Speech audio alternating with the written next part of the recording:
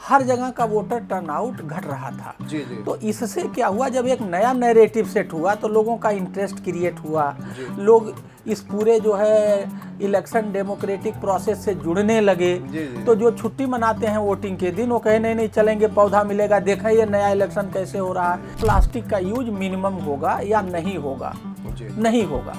Biodegradable material का use करेंगे जी जिससे कि कम पैदा हो ग्रीन गैस। इसके लिए हम लोगों ने वोटर से ये कहा, आम जनता से ये कहा, ऑफिशियल से ये कहा, पॉलिटिकल पार्टीज से ये कहा, कैंडिडेट से ये कहा कि पौधा लगाइए। बरसात में फ्री पानी हमें ऊपर वाला देता है। अगर हम बरसात में जितना पानी एक साल में यूज करते हैं उतना बचा लें, तभी हमें पानी को यूज करने का अधिकार है, ऐसा मेरा मानना है। इस समय गर्मी बिल्कुल ज़बरदस्त अपनी एक्सट्रीम पे है और 45-48 डिग्री देखिए ये कहाँ तक जाता है, इसकी कोई सीमा नहीं है, कोई लिमिटेशन नहीं है। ऐसे में कई सारे प्रयास भी किए जा रहे हैं जिससे जो पहले कहा जाता था कि किसी भी तरीके से इसको बचाया जाए, इकोलॉजी को हमारे कितना ज़्यादा नुकसान हो रहा है, एनवायरनमेंट कहाँ से कहाँ पहुँचा जा रहा है, लेकिन इसकी कोई सुध नहीं लेता था। कितनी मौतें तक हो गई। अभी हम जहाँ पे हैं, हमारे साथ में है डॉक्टर हीरालाल IAS। हीरालाल जी, आपका बहुत बहुत स्वागत है थैंक यू। आपकी खबर में। आपने ये जो आप देख रहे होंगे कि सब कुछ इस ऑफिस में कितना नेचुरल दिख रहा है। आप देख सकते हैं जो चीज़ें, अब जो समय आ रहा है कि वो इसी का है कि जिसको हम दूर करते जा रहे थे, जो हम अपनी चीज़ों से दूर होते जा रहे थे, लेकिन अब उसका खामियाजा भुगत रहे हैं। लेकिन यहाँ आके हमने ये देखा कि आप नेचुरल चीज़ें, सारी चीज़ें जो अब प्रमोट की जा रही हैं, आपके ऑफिस में ये ऑलरेडी मौजूद है। आप यह भी देख पा रहे होंगे कि इस ऑफिस में ग्रीनरी आपको अच्छी खासी दिख रही होगी, बैनर भी ग्रीन दिख रहा है। और सबसे बड़ी बात यह है कि आप भी पूरा ग्रीन ड्रेस में आप दिख रहे हैं। जिस तरीके से हम देखें कि जो हमारा पर्यावरण है उसमें अपने आप में डायरेक्टली एक संदेश आप दे रहे हैं। हाँ, एक चीज़ और बड़ी इंटरेस्टिंग है, हम ये बताना चाहेंगे कि डॉक्टर हीरालाल जी जो पर्यावरण के लिए काफ़ी काम करते रहते हैं, अभी इलेक्शन में ऑब्जर्वर बन के पंजाब में गए और पंजाब में जो इलेक्शन हुआ, ग्रीन इलेक्शन का आपने शुरुआत कराया। ग्रीन इलेक्शन के बारे में आप ही से जानेंगे। ग्रीन इलेक्शन जो था पंजाब में आपने शुरुआत कराई, क्या था ये कॉन्सेप्ट, क्या था?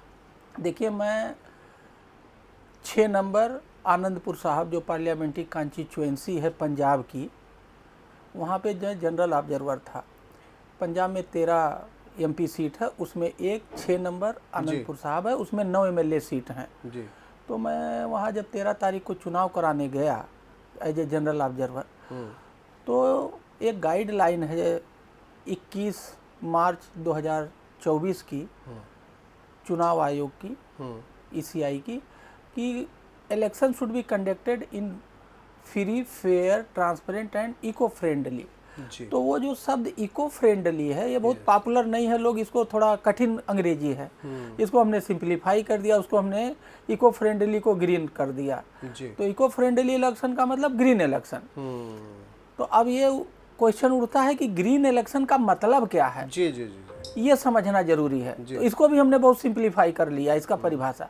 जब हम चुनाव करते हैं तो बहुत सारी एक्शन, एक्टिविटी, गतिविधियां चुनाव के लिए करते हैं। अगर चुनाव नहीं होगा तो हम नहीं करेंगे, जैसे बूथ नहीं बनाएंगे, चुनाव प्रचार में लीडर नहीं आएंगे, हम ट्रेनिंग नहीं करेंगे, डिस्पैच नहीं करेंगे, गाड़ी नहीं चलाएंगे, ट्रेनिंग नहीं देंगे। तो ये जो सारी गतिविधियां चुनाव को कराने के लिए एक्स्ट्रा करते हैं, उसमें ग्रीन गैस पैदा होता है। अगर वो जो ग्रीन गैस पैदा होता है वो नुकसानदेह है जी, तो उसको खत्म करने के 2 तरीके हैं। या तो ग्रीन गैस पैदा ही ना हो, जी जी जी, पैदा हो तो कम पैदा हो। एक उपाय ये करना चाहिए। तो हम लोगों ने कहा कि प्लास्टिक का यूज मिनिमम होगा या नहीं होगा? जी नहीं होगा। बायोडिग्रेडेबल मटेरियल का यूज करेंगे जी, जिससे कि कम पैदा हो ग्रीन गैस। एक तो ये किया। दूसरा, ग्रीन गैस पैदा ही हो गई तो उसको हम किल कर देंगे, ऑफसेट कर देंगे, मार देंगे, खत्म कर देंगे। जी।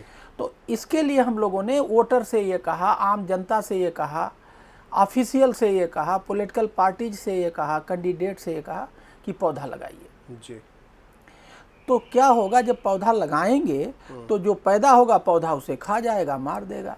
तो क्या हुआ, इलेक्शन हो गया और ग्रीन गैस जो पैदा हुआ वो ऐसा हुआ कि पैदा ही नहीं हुआ, ख़त्म हो गया। तो क्या हो गया, ग्रीन इलेक्शन हो गया। अब सिंपल भाषा में ये ग्रीन इलेक्शन है। जी जी।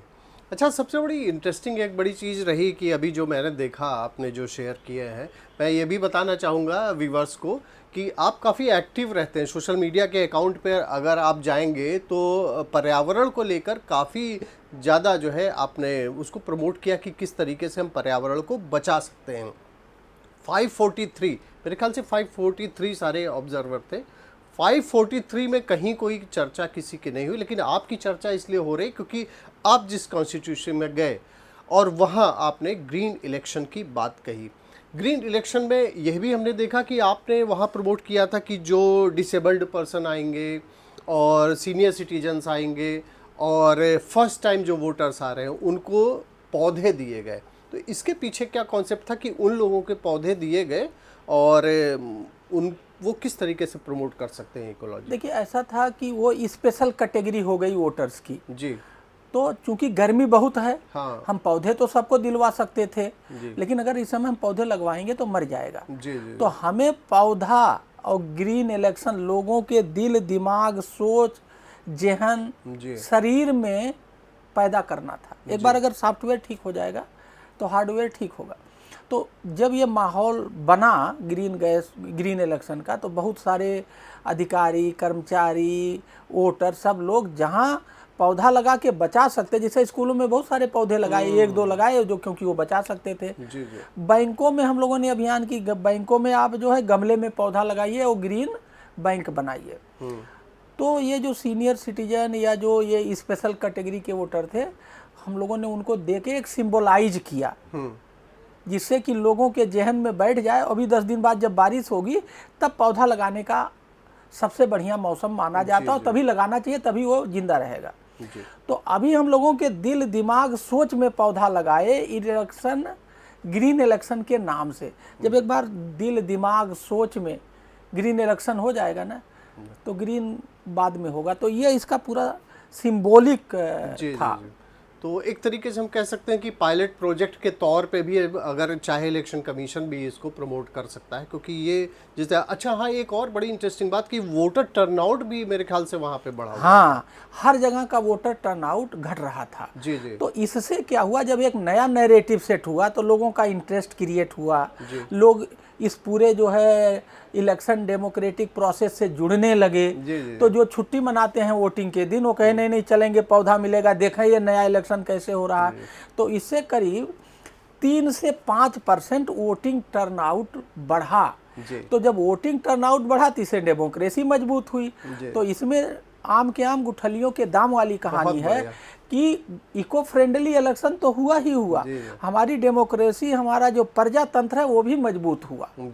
और जो हमारा रूपनगर है, डॉक्टर प्रीति यादव वहाँ की डीसी हैं, वहाँ डीसी बोलते हैं जो डीएम है, उसने काफ़ी मेहनत की और उसके 3 विधानसभा में तीनों में वृद्धि हुई 2019 की तुलना में। एवरेज 1.8% की वृद्धि हुई। इसी तरह से मोहाली में 1 में हमारी वृद्धि हुई। और जो फाल 5% का होता 2019 के मुकाबले, वो फाल बहुत मिनिमम 1%, कहीं 1.5%, इससे ज़्यादा नहीं गिरा। तो हमने जो गिरावट थी वो रोकी 5 विधानसभा में, और 4 विधानसभा में, टोटल 9 विधानसभा थी, और 4 विधानसभा में तो हम 2019 से आगे चले गए। बहुत बढ़िया, बहुत अच्छा। तो आपने देखा कि एक छोटा सा जो प्रयास था, एक इनिशिएटिव लिया गया एक वर्ड को पकड़ के, जो इको फ्रेंडली के एनवायरनमेंट के लिए जो इलेक्शन कमीशन की गाइडलाइन थी उसको लेकर, और टर्नआउट भी बढ़ा दिया। इलेक्शन कमीशन कितने ज़्यादा प्रयास करता रहता है कि किसी भी तरीके से वोटर टर्नआउट बढ़े, और एक इस प्रयास से लोगों में क्यूरियासिटी हुई, लोग जानना चाहे कि आखिर में ये ग्रीन इलेक्शन क्या है। लोग आए, ज़्यादा उन्होंने वोट किया, डेमोक्रेसी तो मजबूत ही है। लेकिन आप ये देखिए कि जो टेम्परेचर बढ़ता जा रहा है, अगर इसी को प्रोजेक्ट को ले लिया जाए हमेशा के लिए, तो कितना ज़्यादा इससे हमें फ़ायदा हो सकता है। एक चलते चलते मैसेज, एक लास्ट मैसेज हम आपसे जानना चाहेंगे कि अब इलेक्शन तो हो गया है, लेकिन आप चूँकि पर्यावरण के लिए आप काम करते रहते, तो एक मैसेज क्या आप व्यूवर्स को देना चाहेंगे? देखिए, मैसेज ये है कि क्लाइमेट का हिंदी है जलवायु, जल और वायु। और बिना जलवायु के, न बिना जल के और बिना वायु के, उसको तोड़ दीजिए, जल और वायु, बिना जल के और बिना वायु के हमारी ज़िंदगी अधूरी है। तो हम अपने साल भर जितना जल यूज करते हैं, जितना पानी यूज करते हैं, उतना पानी हमें बचाना चाहिए और उतना हमें स्टोर करके रखना चाहिए किसी न किसी रूप में। वाटर कंजर्वेशन करना चाहिए। बरसात में फ्री पानी हमें ऊपर वाला देता है। अगर हम बरसात में जितना पानी एक साल में यूज करते हैं उतना बचा लें, तभी हमें पानी को यूज करने का अधिकार है, ऐसा मेरा मानना है। इसी तरह से जितना ऑक्सीजन हम पूरे साल में लेते हैं, जब सोते हैं तब भी ऑक्सीजन लेते हैं, तो वो ऑक्सीजन पैदा करने के लिए हमें ऑक्सीजन की फैक्ट्री लगानी चाहिए। ऑक्सीजन की फैक्ट्री है पेड़, तो हमें उतना पेड़ जरूर लगाना चाहिए जितना ऑक्सीजन हम एक साल में लेते हैं। अगर हम उतना पेड़ नहीं लगा रहे हैं, उतना ऑक्सीजन नहीं पैदा करें, तो हमें सांस लेने का, ऑक्सीजन लेने का क्या हक है भाई। तो मेरा ये संदेश है कि, और मेरा ये व्यक्तिगत मानना है कि अब हर आदमी को ये सोचना चाहिए कि जितना हम पानी यूज करेंगे एक साल में और जितना हम ऑक्सीजन लेंगे एक साल में, उसको हम पैदा करें तभी लें। जिस दिन ये भावना पैदा हो जाएगी तो ये जलवायु परिवर्तन की जो समस्या है सभी दूर हो जाएगा। यही मेरा मैसेज। जी जी, बहुत अच्छा। आप देख पा रहे होंगे कि यहाँ जो आपने ये भी लिखा हुआ, प्लास्टिक रहित जीवन, पेड़ की फैक्ट्री की स्थापना। पेड़ की फैक्ट्री यही है कि ये पौधे आप लगाते रहें और इस तरीके से माइक्रो इरिगेशन को अपनाना, ये सारा मैसेज आपके द्वारा दिया गया है। अगर जो भी पब्लिक है, जो भी व्यूवर्स हैं, अगर थोड़ा सा इसको फॉलो कर लें तो जाहिर सी बात है कि ये जो टेम्परेचर, आप सोचिए कि आने वाले 10 साल बाद क्या स्थितियाँ होंगी।